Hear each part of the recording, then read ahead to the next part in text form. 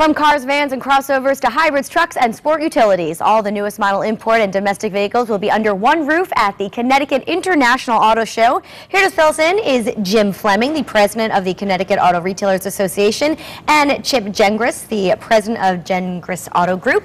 Welcome to Connecticut Styles. It's great to have you both here. Thank you. So, Thanks. Jim, tell us about this car show. Yeah, the car show this year, I think, is the best one we've had since the start of the recession.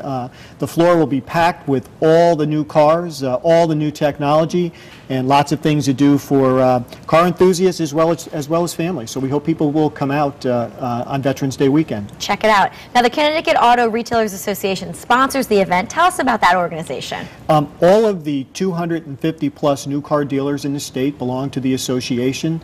The Gengris families belongs as well. All of their dealerships belong.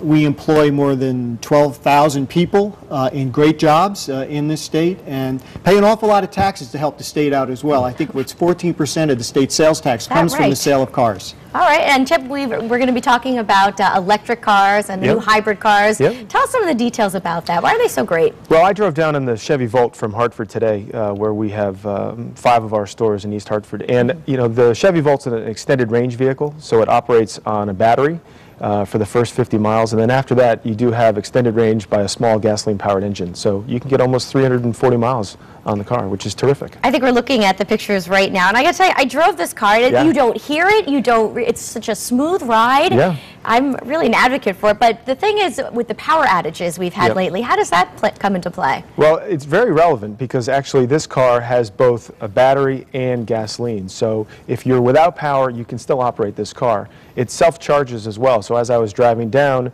under 50 miles an hour, it recharged the battery, so it extends my drivetrain. So you don't have to really worry about trying to plug in somewhere if you're going on a long trip?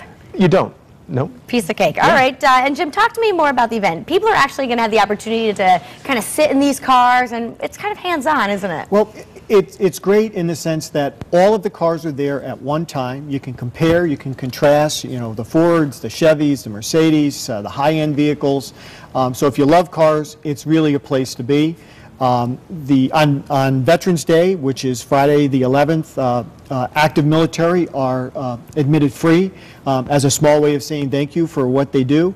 The Tornado Intercept vehicle will be there. If you've seen that on the Discovery. Like chasing the tornadoes? Chasing the tornado. That's awesome. You know. And after the storms we've had in this state, like right now, you're going to want to see that for well, you'll be able to talk to Sean Casey about weather and you know exactly what's happened here in Connecticut with some of these crazy disasters we've had. Very interesting. Now, it's also a no-pressure environment. I know sometimes you go to a car dealership, people might follow you around. I don't know if that's really the case, but people are sometimes intimidated, and that's not going to happen here at the car show. Yeah, I think a lot of shopping these days is done online where you can see the car, but there's nothing quite like sitting in a car. So to have all the manufacturers represented in one place is great for the consumer, and that's why our turnout has grown year over year. As Jim said, will be the best show, the most vehicles represented, and we expect the highest turnout. And Chip, how have sales been with the electric vehicles? They've been good. We've sold 14 of the Chevy Volts at our Chevrolet store in East Hartford since the beginning of the year.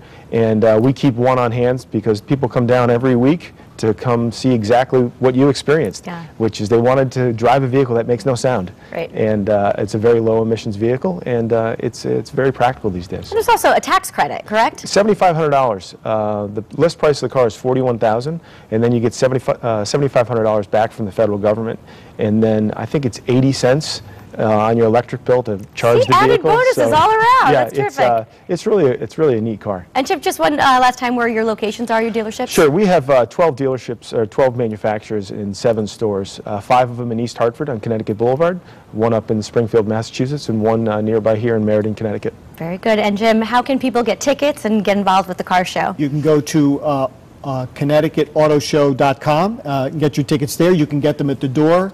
It runs the 11th, 12th, and 13th at the Connecticut Convention Center on Columbus Boulevard in Hartford. So we hope to see lots of people there. All right, terrific. And for more information on the Connecticut Automotive Retailers Association, which you are in charge of, go to ctcar.org. And we're going to put some information up on the screen for Gengris Auto Group. Visit gengris.com. We're also giving viewers a chance to win 4 tickets to the auto show and a gas card. That's awesome. To enter, just go to connecticutstyle.tv and you will be in the running. Jim, Chip, thank you so much for being here, and best of luck with the event. Thanks so much. All right, coming up.